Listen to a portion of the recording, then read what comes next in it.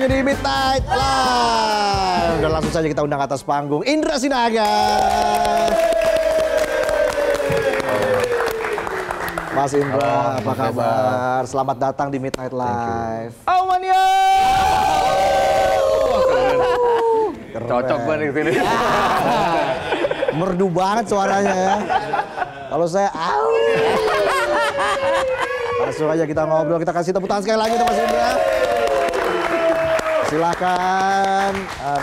Aduh, Mas Indra Sinaga. Sampai juga ke sini nih. Sampai juga di sini ya. Berapa bulan approach-nya, Tong? Oh, udah sebulan lebih. Serius? Sibuk dia keliling Thai ke Bali. Bukan. Midnight Live yang susah banget dapat jadwalnya. Full. Kagak, kemarin kosong. Sejak 5 kali seminggu banyak ya slotnya ya. Slotnya. Tenang aja, kita terima semua. Jadi Mas Indra Sinaga ini mulai dikenal publik begitu ya ketika mengikuti ajang pencarian bakat di tahun 2005. Yes, benar. Betul. Tapi sebenarnya mulai nyanyi itu kapan? Mulai nyanyi itu sebetulnya pas kuliah sih sebenarnya. Oke. Pas kuliah. Jadi pas SMA tuh nggak pernah nggak pernah berpikir buat ngeband. Nggak pernah nyanyi gitu. Terakhir tuh SMP pernah lah ikut lomba nyanyi lagu Melayu waktu itu. Terus kuliah di Bandung, baru ketemu sama teman-teman ngeband, mulai kenal ngeband, nyanyi sebentar, terus pulang lagi ke Riau waktu itu. Di kampus di Undri, di Universitas Riau, ada salah satu teman tuh ngajak bikin band. Nah dari situ udah mulai bikin band, mulai nyanyi, bawa-bawain lagu orang, cover, manggung dari satu gigs ke gigs lain sampai akhirnya bikin lagu sendiri waktu itu. Sampai harus hijrah ke Jakarta 2004. Oke, jadi dulu sering pindah-pindah kota. Pindah-pindah. Apakah karena memang mengikuti keluarga yang berdinas atau seperti apa tuh? Enggak sih, emang nomaden aja sih. Petualang ya. Indra si petualang. Indra si petualang. Jadi memang karena pas kuliah di Bandung terus akhirnya pulang ke Pekanbaru. Di Pekanbaru tuh memang pada saat itu kan kalau sekarang kan kita punya lagu record terus bisa langsung daftar agregator, lagunya bisa rilis di digital platform kan. Nah kalau dulu tuh pada saat itu harus hijrah ke Jakarta gitu loh. Jadi ya udah mau nggak mau pindah ke Jakarta buat mewujudkan mimpi punya album itu gitu. Oke. Nah bicara soal itu juga terkait dengan royalti nih yang lagi ramai dibahas nih. Meriah ya. Meriah luar biasa. Ini gimana pandangan dari Mas Naga? Kalau menurut aku pribadi sih itu kan sebenarnya bukan mau-mauan si pencipta lagu atau berdasarkan keinginan mungkin para produser atau LMK sekalipun. Karena kan memang dasarnya undang-undang kan. Ada Undang-Undang Hak Cipta 28 2014, kemudian diperkuat lagi sama Peraturan Pemerintah Nomor 56 Tahun 2021. Nah di situ juga sebetulnya yang sekarang rame kan seolah-olah musik aja nih. Padahal UHC tuh untuk semuanya karya cipta. Ada pelukis, ada penulis puisi, pencipta mungkin skenario film, fotografer ya foto gitu kan, arsitek itu juga semua kan. Jadi memang kalau menurut pendapat aku pribadi sebetulnya sosialisasi yang belum mumpuni lah, belum mumpuni. Jadi teman-teman mungkin pelaku usaha juga kaget atau teman-teman anak-anak band yang mungkin manggung dari satu kafe ke kafe lain juga merasa kaget. Padahal nggak seheboh yang sekarang lagi rame gitu loh. Jadi memang benar-benar sosialisasinya aja. Mungkin kayak aturannya misalnya wedding kena royalti. Nah sekarang kan kalau ngikuti aturannya itu 2% dari produksi musik di event kawinan itu. Misalnya di wedding itu biaya untuk perform musiknya taruhlah misalnya 25 juta, 2% dari 25 juta berarti kan 500 ribu cukup masuk akal dong kalau misalnya kita harus menyediakan secara formal untuk hak si pencipta lagu. Itu kan nggak terlalu mahal kan. Oke lah misalnya teman-teman mungkin pelaku usaha, teman-teman stakeholder semuanya ngerasa kok undang-undangnya ini agak kurang cocok nih. Atau aturannya agak kurang oke nih, persen-persennya kurang bagus dari dua sisi ya. Ya berarti kan kita harus sama-sama perbaiki undang-undangnya, gitu. Perbaiki mungkin ada masukan input ke peraturan pemerintahnya supaya tarif-tarifnya dirubah atau disesuaikan dengan kebutuhan kebutuhan pelaku usaha. Tapi jangan dihilangkan karena kasihan, maksudnya ini kan juga undang-undang ini untuk hak cipta gitu loh. Jangan mundur ke belakang gitu loh. Kalau misalnya belum bagus, kita bagusin sama-sama. Harus dirembukin bareng, musyawarah bareng, ngumpul bareng ya.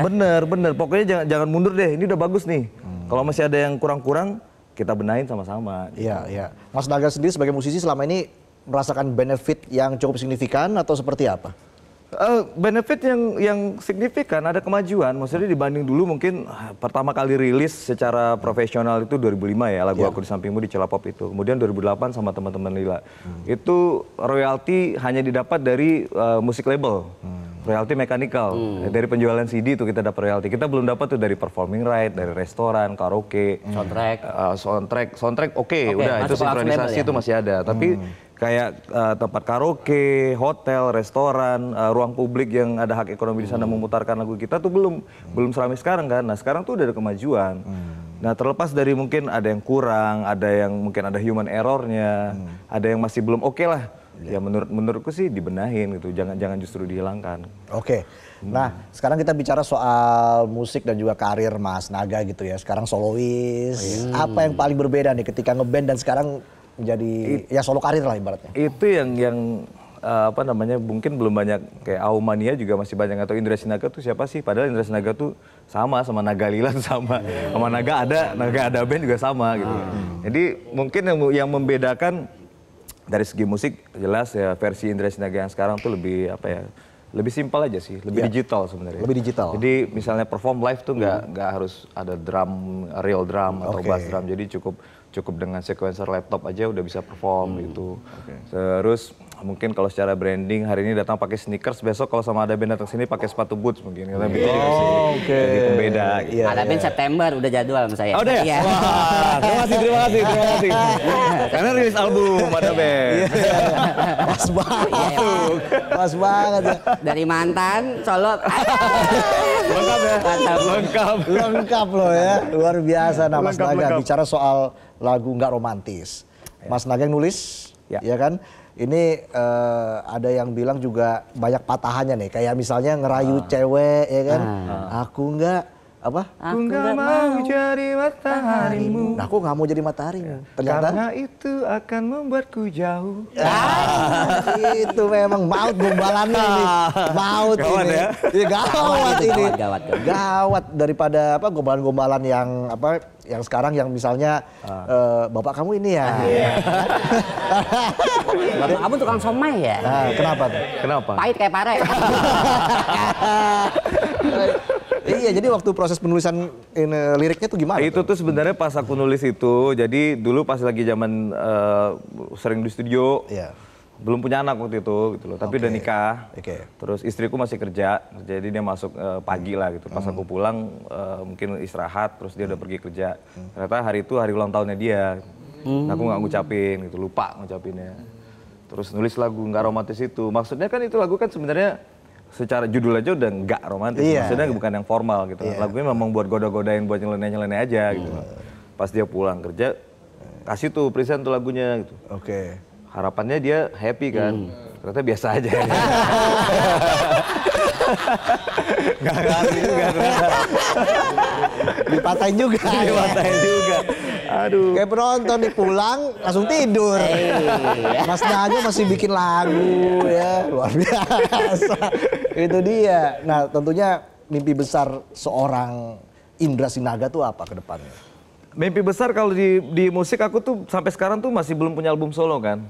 Jadi masih dari dulu tuh single sampai terakhir nggak romantis remake juga masih single. Jadi pengen punya full album sebagai Indra Sinaga. Jadi orang-orang mungkin tahu ya Lila dulu pernah gitu kan, terus sekarang ada di Ada Band juga yang sebentar lagi rilis albumnya. Nah, aku tuh pengen banget industri musik Indonesia juga tahu bahwa Indra Sinaga juga seorang penyanyi solo. Oke. Menarik. Tentunya penonton udah nggak sabar lihat perform dari Indra Sinaga ya. Mau digombalin juga kan?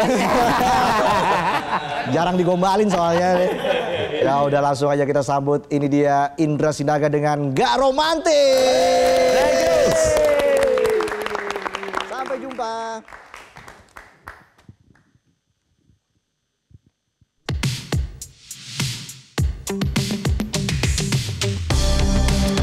Spesial buat Aumania semuanya.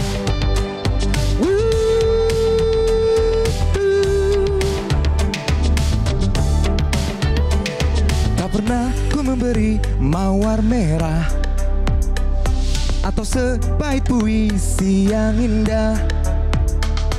Kulihat perlahan kau mulai gerak. Ku takut ku jadikan ku sejarah. Bila kau marah, janganlah kau pergi. Tetaplah di sini, dengarkan ku bernyanyi. Aku gak mau jadi mataharimu, karena itu akan membuatku jauh. Aku gak mau jadi bintang-bintangmu, walau indah itu juga kan jauh.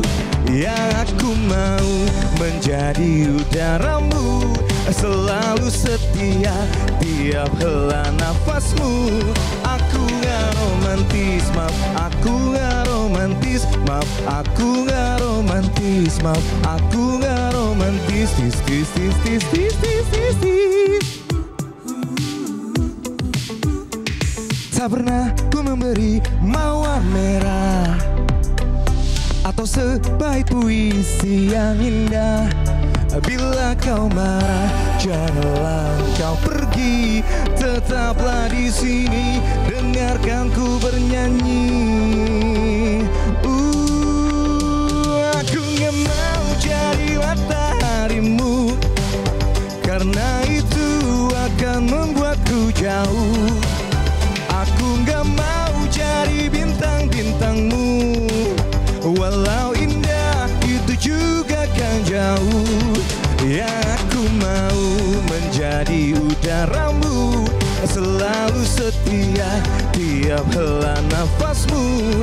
Aku gak romantis, maaf aku gak romantis, maaf aku gak romantis, maaf aku gak romantis. Yeah, yeah. Metro TV. Jelajahi cara baru mendapatkan informasi. Download Metro TV Extend sekarang.